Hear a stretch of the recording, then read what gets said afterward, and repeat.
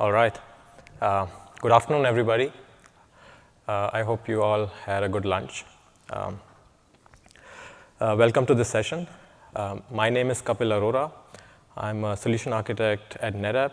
I work out of Germany, and I work as a solution architect at NetApp, and I work with multiple customers all around Europe and work on mostly open source solutions. So I work on OpenStack or containers, Kubernetes, OpenShift, for example.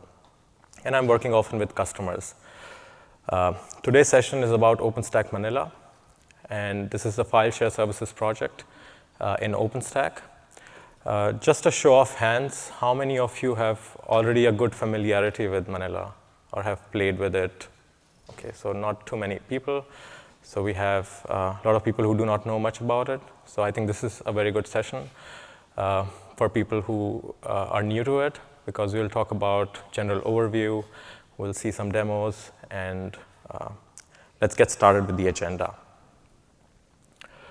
So basically, as I said, it's a very good overview session.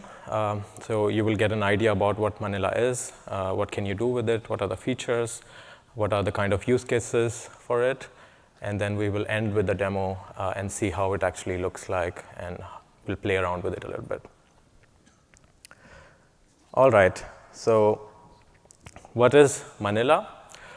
So I'm sure most of you who work in the OpenStack environment know what Cinder is, right? Like Cinder is to block storage, the same way Manila is to file share services. So if you want to provision NFS or CIFS or any other type of NAS storage in OpenStack, and you want to integrate that into OpenStack and offer that as a self-service or provide a standardized API for that, Manila is the right project for you, right? So a user can come in and say, I need a NFS share. It should be 110 gig, and it should be accessible to this and this host. So that's the kind of thing on a basic level that you can do, and it offers this dynamic, self-service and standardized APIs, provides the standardized APIs for that. So most popular protocols are NFS, CIFS, and HDFS. And also, for example, if you're using GlusterFS, you can also use Manila for CephFS and Gluster, for example. All right.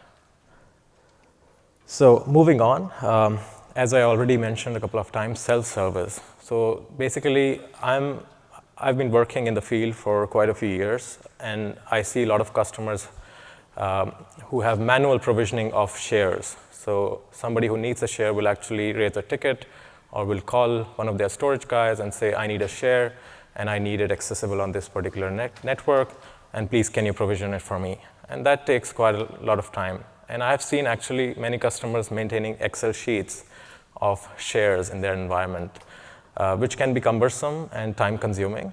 And that is the kind of problem Manila can solve for you.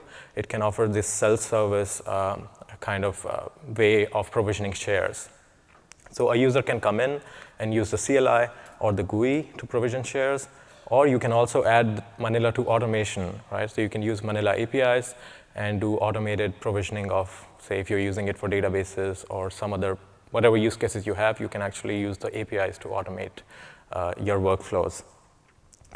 And as you can see, you have the UI and the REST APIs, the interfaces, and then underneath, Manila is actually helping you talk to the storage in the backend and offer you that self-service for provisioning shares and managing your own shares. And we'll get to understand that better over as we go along in this session. Just some slides to show you where the project actually stands. So these are not my personal views. I just took some data from the internet.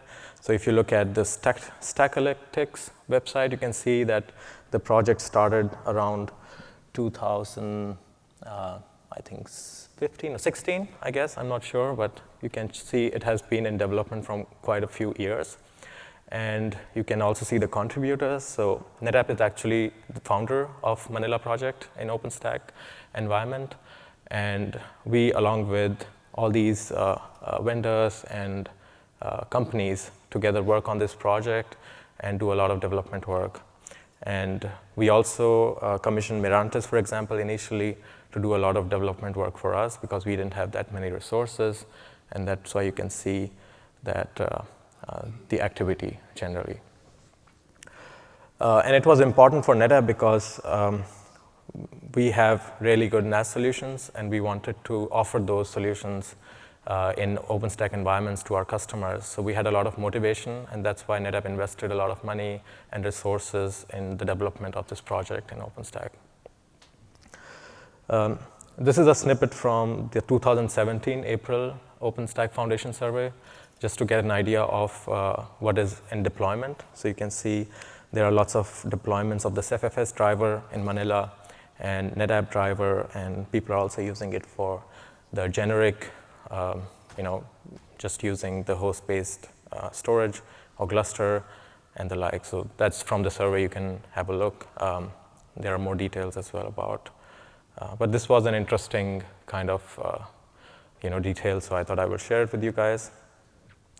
This might be a little small to see. I'm sorry, but I wanted to cover all of the plugins. So this is the GitHub page of Manila, and this is the section where all the drivers are. And you can see that there are lots of vendors. So starting from CFFS as a driver, you can see Ganesha, GlusterFS, HDFS, Hitachi, NetApp, Dell EMC.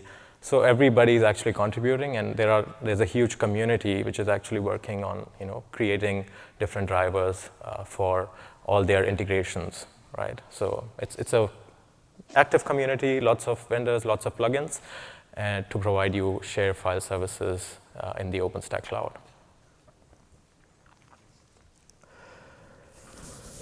All right, so now I have a couple of slides to just talk about the architecture or process layout.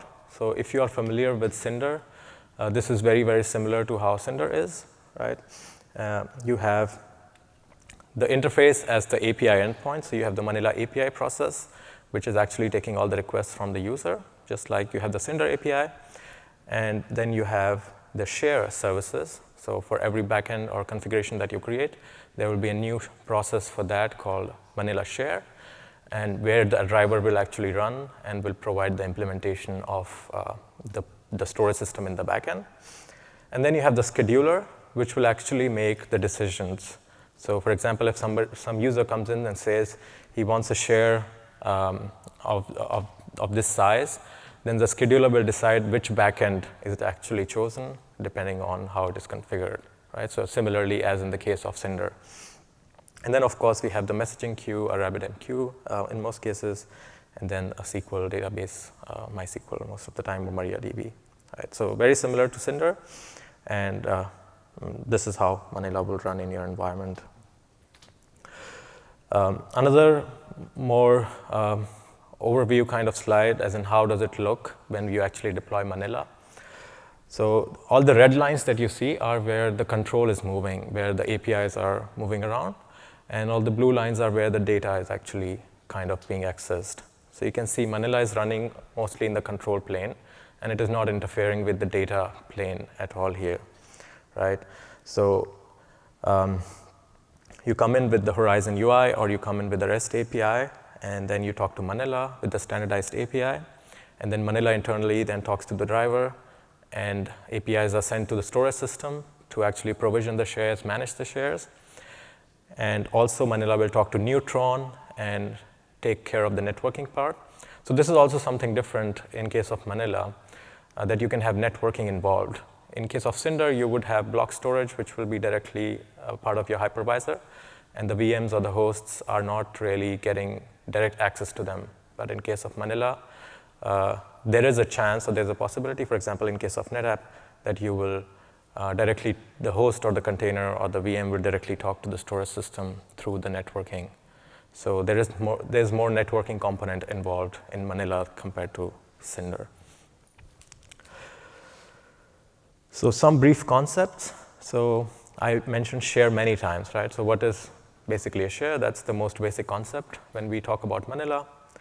Share is an instance of your NFS or a SIFS share, which you actually want to provision, right? And then you can have access rules. So you can have IP-based access rules, for example, or user-based access rules, depending on which protocol you're using. Then you have a network on which the share will actually be accessible, right? So that's the share network. Then you have security services. So it is possible to integrate Manila with Active Directory or LDAP, for example, if you have that in your environment. That is already available.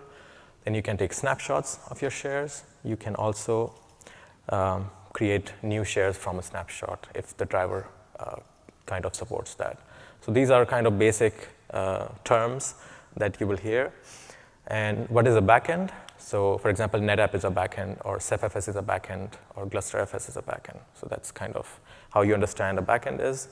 And driver is basically the implementation that a vendor has done or a particular storage system provides, which runs as part of the Manila share process. So just some basic terminology. So some features, so what all can we do? Of course, we can provision shares. I can create a share, delete a share, right? I can also create snapshots of a share.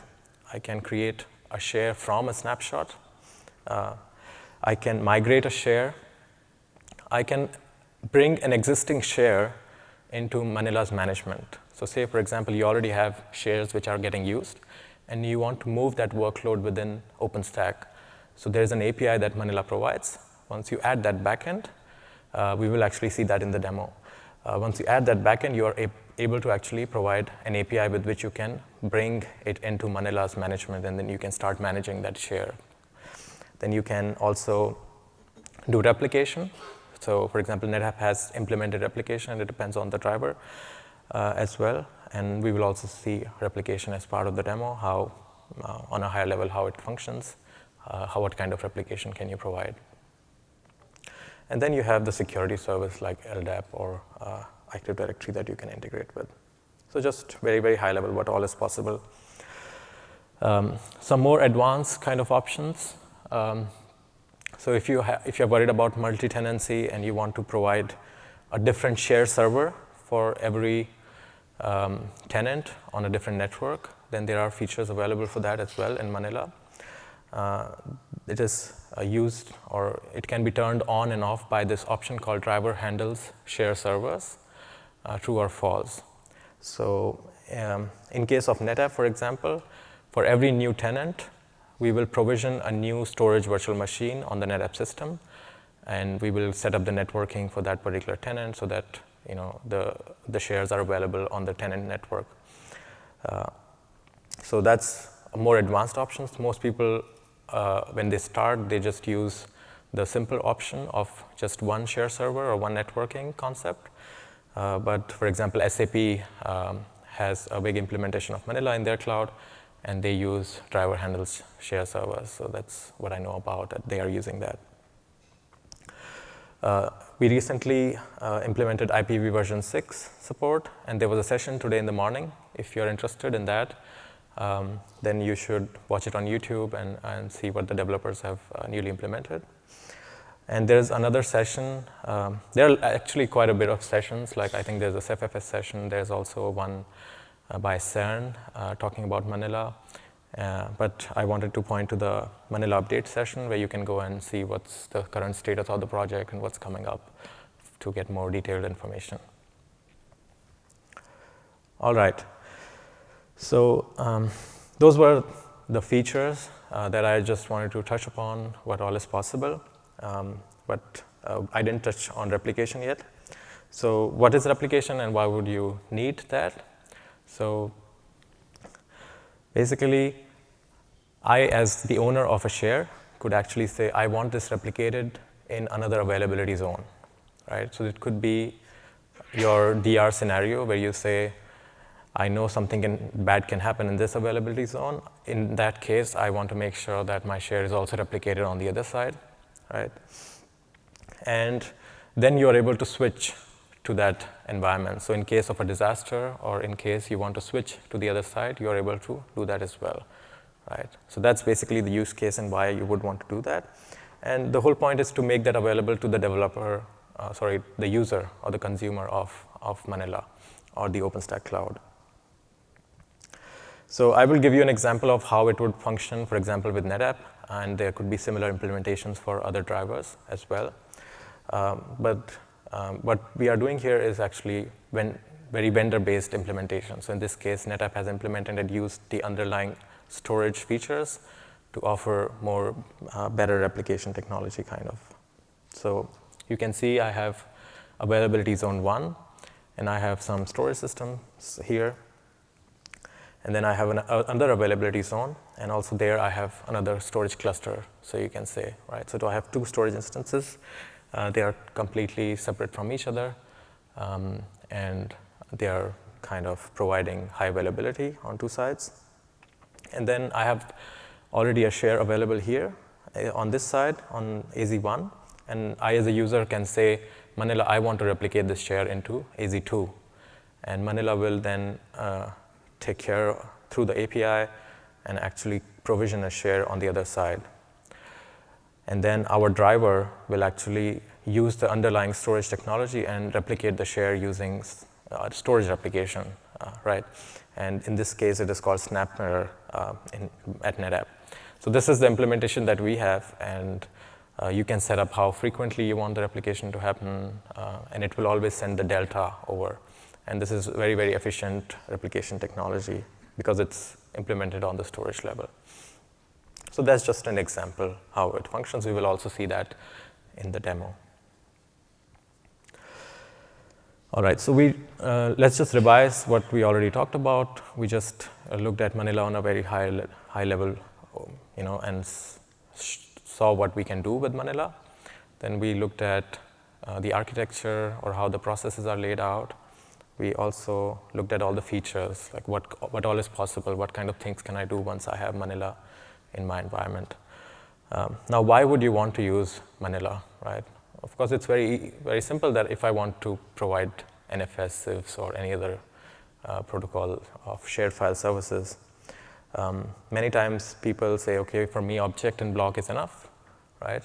And I'm able to provide shared storage with object, and that works fine for me. Then probably they do not need Manila in their environment. So you can think of it like object is very, very easily manageable, provides very simpler interface, and can be directly consumed by developers.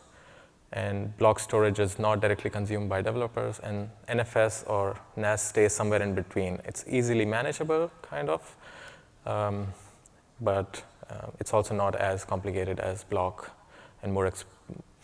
And the other difference is that you can share it. So block storage most of the times cannot be shared between different hosts, but if you have real files that you want to share and you want better performance than object storage, then Manila could be a good answer, or NFS, or any other such protocol. So general shares, you can use it for general file sharing. Somebody could, departmental shares, that is one use case that was always there in traditional environments. I have a couple of banking and insurance customers who are actually deploying Oracle databases using Manila, which they always did. So they always used NFS for Oracle, and they have already traditionally deployed Oracle databases with NetApp on NFS, so this was something very appealing for them, so they did that. And then also there are lots of applications which run on file share services, and if you want to move them into OpenStack, Manila can help you do that, for example. And then there could be some hybrid cloud scenarios that you can also solve with such kind of protocols. So if you have data that you want to move from one kind of cloud to another kind of cloud, block storage data is difficult to move directly. So you actually have to provide a host in between. But for example, I can actually move NetApp shares from on-premise to cloud without actually using a host in between, because I can just do storage-based application, for example. So you could also solve hybrid cloud kind of scenarios where you want a readable file format directly from the storage system. And we also have had, for example, Deutsche Telekom do a proof of concept for some of their telco use cases, and that was also presented, I think, in Austin, and also last time when we had the conference in Vancouver. So there are also certain use cases where telcos need for NFV use cases, some file shares, so that is also somewhere you could use it. And last but not the least, big data use cases, right? So you could, once you start deploying Hadoop, or any kind of file shares that you want to analyze with Splunk or Hadoop or whatever you like to, and you want to deploy it in OpenStack, Manila could offer provisioning of storage for that particular use case as well. So just a briefly touching upon where all you could actually consider or think about using Manila in. So last year in Boston, yes, we had a session with Paddy Power Betfair, and they are actually doing a lot of automation work, and also they did Manila Ansible, lots of Manila Ansible work as well. And if you're interested in seeing what they are doing, so they have certain applications which need NFS and safe storage, and they have deployed Manila, and they have completely automated, and they're using Manila APIs, and they're also doing lots of development work in the Manila community. So if you're interested, this is a good use case to look at if you want to see what other people are doing. So you can watch it on YouTube. I will let you take a picture.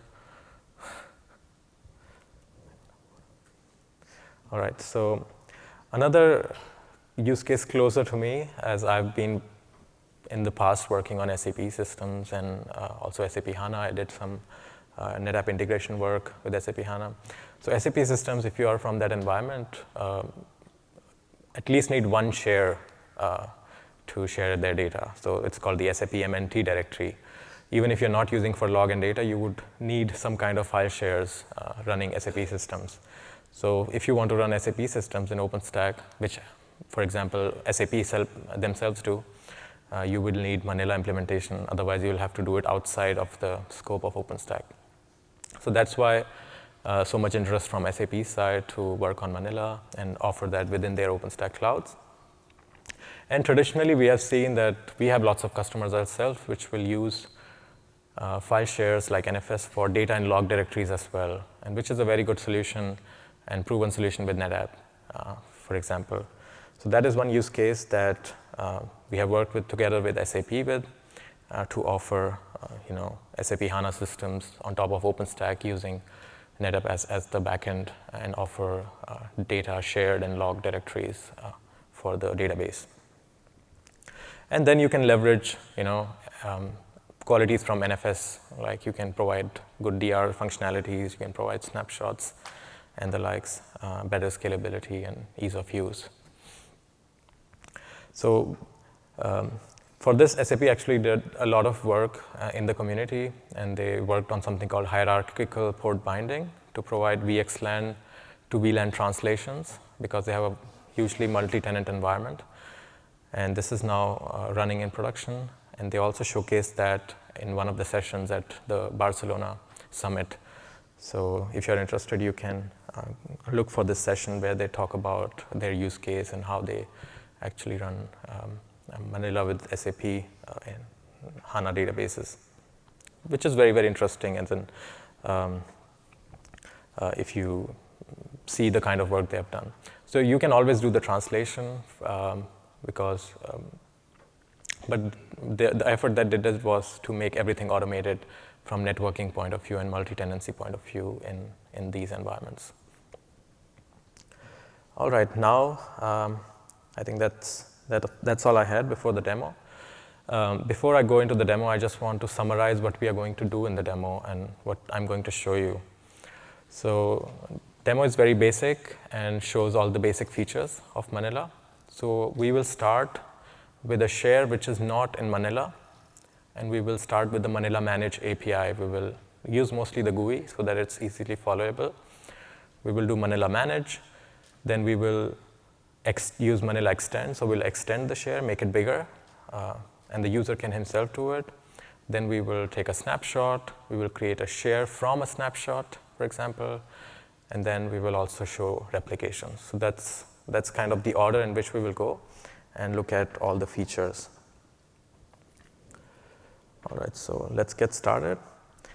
So this is a VM which is running in my OpenStack cloud. So it's an Ubuntu VM on which I already have a share. So let's look at it. So if I do the df command, you can see I have a share which is mounted here with my shared files. And you can see I have some files inside it, and I have some I've been doing some work on different things, and I have different folders and data inside.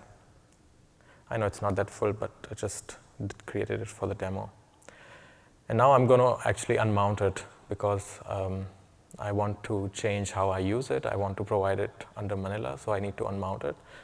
And now the share doesn't exist on my host. Now we'll log into the OpenStack GUI. Manila also has a nice UI plugin for Horizon, which we will see. And as an administrator, actually, I'm going to use the Manila Manage API, or I can use Manage. So I can say, name it whatever I want. So my shared files.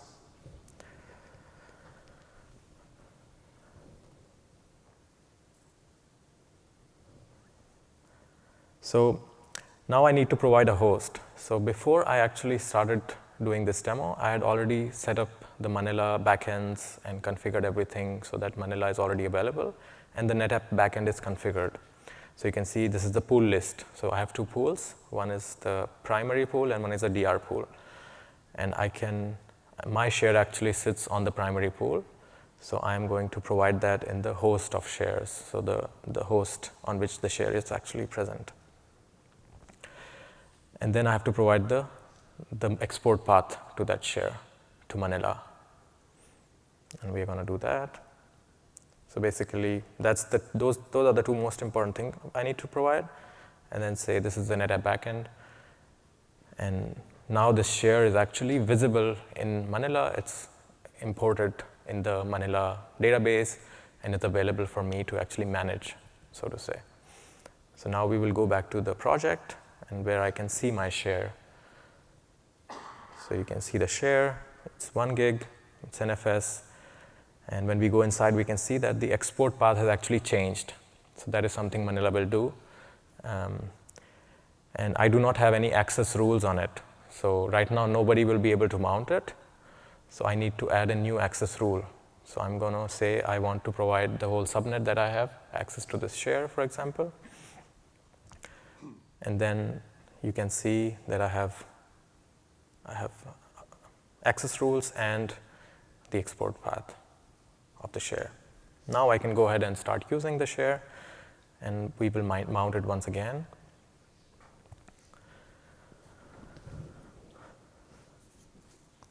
So this is the new export path, and I will mount it again to the same place where it was originally mounted. And you can see that I have the same data.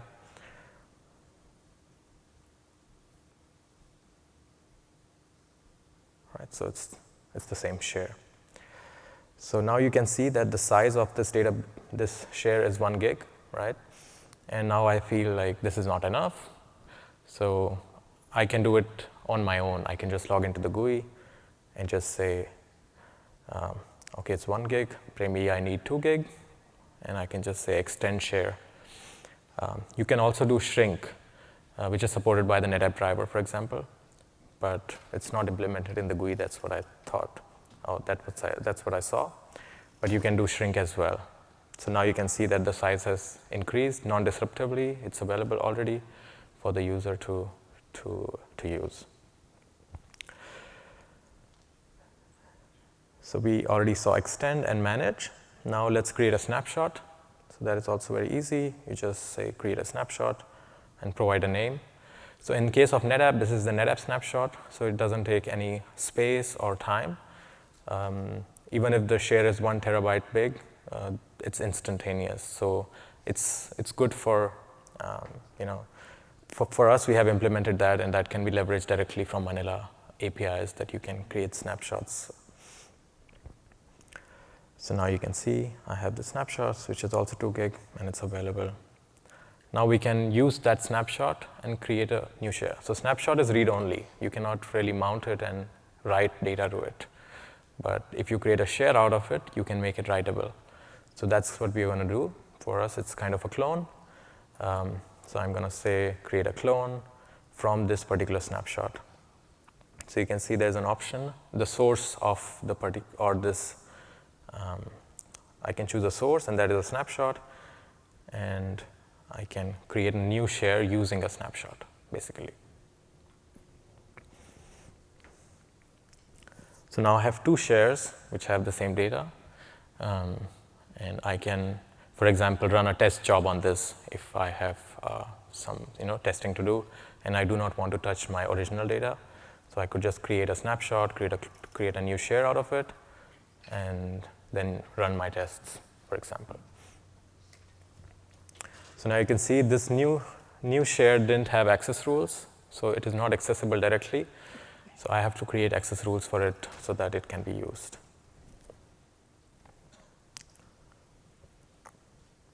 All right, so now this is also accessible, and we will go ahead and mount it as well, and it will have the same data again. So let's do that. So you can see this is also on the same host as the other one. It's just a different name. So it's on the same primary storage system that initially we managed the share in, or is the way it actually exists. So I'm going to create a new directory and just mount my share.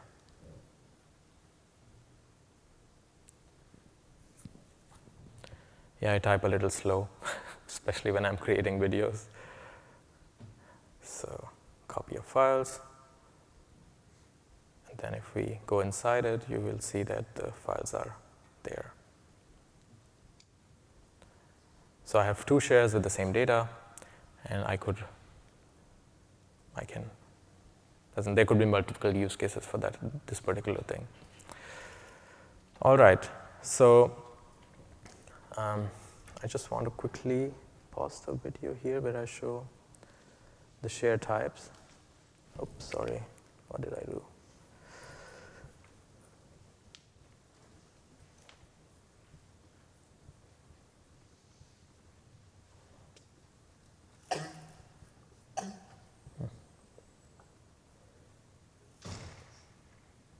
Yeah. So for the NetApp backend, I have created this share type. I'm not sure if it's clearly visible, but there are lots of features that I have enabled on it.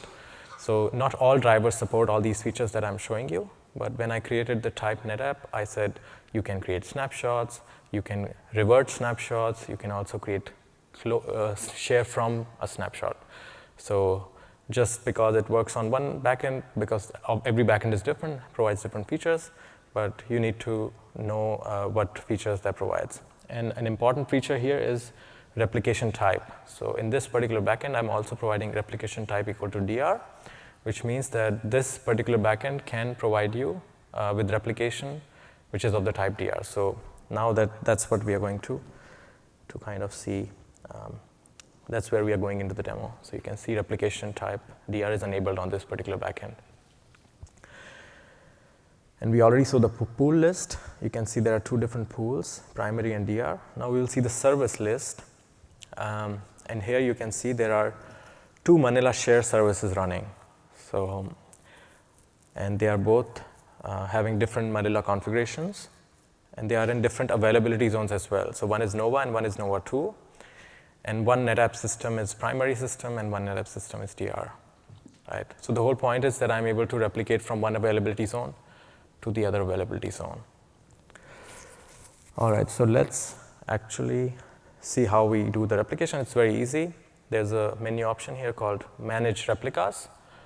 There is no replica right now. There's only one copy, which is primary. You can see that. And it is on NetApp primary system. And I can just, by using this create replica command or GUI option, I can say create a replica in Nova 2 availability zone. So that's it. As soon as I do that, it is going to create a new share and set up the relationship and copy the data from one share to the other. And this is happening on the NetApp level, basically. So if you use the generic driver, it will probably provision a host and do the copy on the host base through the host. But in this case, our driver has implementations to do the replication. So you can see now it's in sync. So it will take some time to copy the data, and as soon as the data is copied, it will start showing the status as in sync. So now I have two copies. And at any time, I can just click this button and say, make this one the active copy. So say a disaster happened, and I want to change or switch to the other share on the other storage system. I can just say set as active. That's the only command I need to do. and it will change the relationship. It will make the Nova 2 availability zone as the primary and the Nova availability zone as the secondary. So, which is very, very cool. So it's like everything is implemented for you. You do not need to worry about the storage system or what's happening or SnapMirror or anything. You can just do everything on the Manila API level and provide this functionality.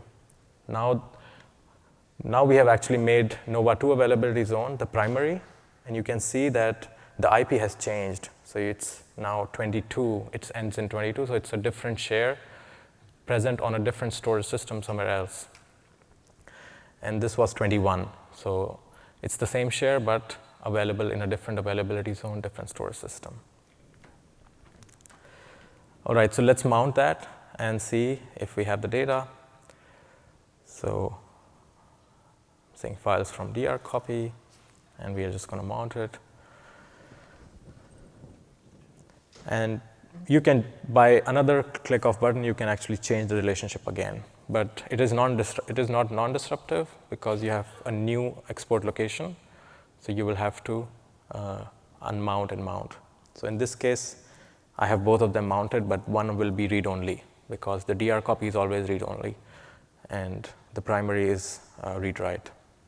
So now I've mounted this again, and you will see that we have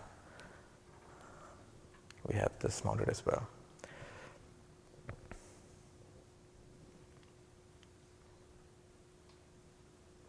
And we have the files. So that was basically the demo to try to show you some features. I didn't involve Manila migration, but you can also migrate a share from one pool to another pool, which is also a feature which is available. So if you want to get started, if you want to just do some testing or proof of concept, you can use Packstack or DevStack or Cola Ansible to just deploy it. But if you also want to use any distributions, you can. It's part of the Red Hat OSP. As part of the installation, you'll be able to just provide the parameters. The NetApp plugin is also as part of the OSP installation, so you can also provide NetApp parameters and install NetApp backends. You can use RDO or SUSE, Mirantis, Canonical, so it's part of upstream, so it is automatically available in all of them. So just to summarize, I think we have some time for questions later. Just to summarize, Manila is production ready and offers file share services in OpenStack. It has a very active community with lots of drivers already available, mostly all the drivers that you would probably want to use. And there are multiple vendors, and there are use cases available which you can use Manila for. And we have lots of customers already using Manila in production environments. Lastly, if you're interested in NetApp integration, you can come to our open source community called the Pub. You will also find configuration deployment guides for Manila drivers, for example. How do you set it up? And you will also find blogs which our engineers will write about the integration. We also have a Slack channel. So if you are doing some testing, you can also talk to our engineers on the Slack channel and ask them questions, if NetApp-related questions or Manila-related questions. And this is a community which is not just for OpenStack, but also for containers or anything open source, configuration management. And we have lots of customers there, so you can discuss about your issues, and somebody else already probably faced it. So it's kind of easier and helpful many times for me as well. So that's all I had, and I think we have some time, do we, for questions? Do you have any questions? Yes. Yeah, please. So regarding the NFS, so what version does it support? You show that you implemented the SAP HANA. Uh-huh. So I know that the SAP HANA desired needs NFS locking. Uh-huh. So does Manila support this? So Manila is only provisioning the share, Okay. right? So the data access still remains the same as before. right? You will mount your share yourself, but Manila will only help you provision the share. Once the share is provisioned, the data access is happening in the same way as before. So it will be directly your VM in OpenStack Cloud will mount the share, and whatever mount options you want to use in that, you can use that. So if the backend supports If the backend NFS supports it, logging then Manila supports or it. NFS version 4, so Yes, Manila just transparent exactly. in terms of this. Okay. Yeah. And another question I want to ask, I saw that many people implement Manila with Gluster plugin or something like that. So So they use it as a backend and then exactly. like a backend store, and then the Manila on top of it, just giving the functionality of. Yeah, Manila is just acting as the orchestrator. You could have two backends in Manila, one from Gluster, one from NetApp, and you can have only one Manila to provision both shares, and you can create two share types. So that is how it works. You have backends, and you have Manila as the orchestrator on top. Okay. So you use the same API to provision a NetApp share, a CephFS share, or a Gluster share. Basically, that's the whole point, right? Right. Thank you. You're welcome. Yeah, I kind of think you just answered my question, right? Which was going to be like, if CephFS is your back end, you can't hand out NFS. There's no translation system, right? So I was more NFS focused because I was using NetApp as the example. Right. But whatever is the protocol, I think Gluster also will use a different share protocol. So it doesn't matter, because once you provision the share, you need to make sure that you are mounting it so the host is able to mount it. So you need to install the utilities and do that. For what it's worth, there are two CephFS backends, a CephFS native, and a CephFS with the NFS gateway. Oh, okay, Thank you. cool, thank you. Any other questions? Yeah, for the backend for NetApp, does that support the orchestration and creation of SVMs for multi-tenancy and the networking with Neutron that's involved? Yes. So we did a lot of development work for that with SAP especially. And the session that I showed is very interesting, probably for you as well, if you're interested in that. It's called driver handles share servers equal to true. So you set that up, and you have to make sure your networking is in place to do the multi-tenancy. And it's supported and already used by at least one customer that I know of. Yeah. Okay. I'm out of time. Thank you very much.